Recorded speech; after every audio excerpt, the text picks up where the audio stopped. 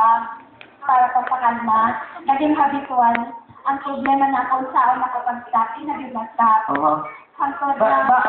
Sabi ba ng doktor na hindi na talaga i-stop? Lifestyle. Oo, like, siyempre, the more na mag-take ka ng gamot, the more na magtataas ang dosage, hindi ka na talaga maka-withdraw. Okay. So gano'n ang nangyari, tuloy-tuloy. Dumating po ba kayo sa punto na yung tinatawag natin na hopeless na? Yes. Kasi, dumating sa time na parang hindi na ako makabangon. Kahit hindi ko na kaya, kahit magsaing, hindi ko na rin kaya. So, ang ginagawa ko lang, maupo, titindig, kakain, manood ng TV. Hindi pwedeng tumayo na matagal, hindi pwedeng lumakad ng malayo. In short, naging depressed ako kasi sabi ko, paano ako maka-withdraw sa aking problema na nervousness at hypertension. Yun namang vertigo, yung nahihilo. Parang umaalon. Oo, palagi. Yun talaga sakit ko. 35 years old pa lang ako noon. Yun na talaga, pabalik-balik lang yun. Tapos, grabe kasi umatake yun. How many hours na bago ako ma-revive. So, higa na lang. Ang allergy, lumabas na yung allergy nung marami na akong gamot na iniinom na synthetic na yung aking liver ay halos hindi na makasala. Ayun. Yun. Tapos, yung UTI, ordinary naman yung UTI. So, yun ay sinasabi na weakness, muscle weakness at saka nerve na halos magkulang na yun. So, hindi na talaga ako. So, kailan niyo po narinig ang doc alternatibo? One time kasi pumunta yung aking pamangkin. May dala-dala mga dahon na yung simba. Nagaling sa chismis, ma'am. Galing sa chismis. Hindi niya pa alam kung ano ang pangalan. Sabi niya, patak-patak lang. Doon sa baryo namin, may hindi na makalakad. Nakahiga lang. May pinake daw na yung patak-patak lang. Patak-patak na ang kilala. Anong klaseng patak, ma'am? Patak ng pulpit ni Gras. Yan pala pulpit yun, pero hindi niya alam ang pangalan. So sabi niya, yun. So nagka-interest ako, insigida pumunta kami sa Bagno. Hinanapan ng tao. At saka kaagad-agad, inabili ko na doon sa Doc Alternativo. Hindi ko naman alam kung saan banda yun sa Surada. So, bumalik ka agad.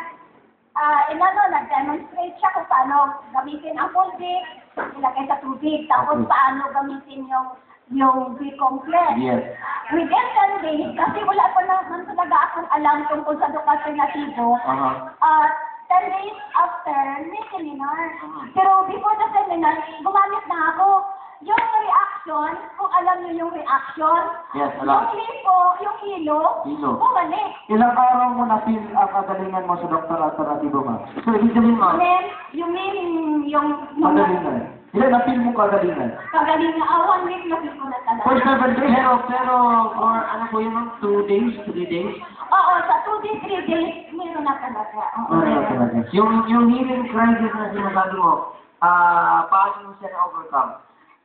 Kasi, alam naman namin na pag nag-take ka ng mga ganyan, meron talagang healing reaction. So, aware na kami ng husband ko na may mga healing reaction. So naka-seminar talaga kayo, boss, di ba? Oo, before that, si Doc Yuli ang first na lecture sa Surala na. Yung parang Spanish? Oo, yung maganda. Yes.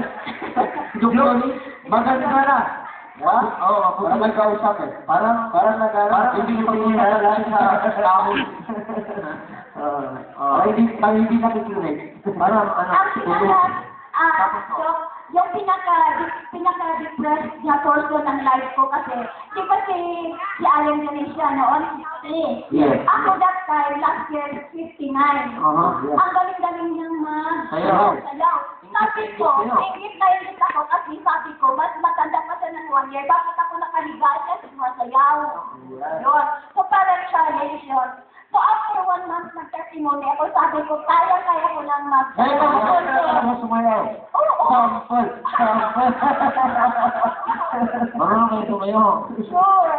Gusto mo masaya tayo? Sounds Smith. Bunot.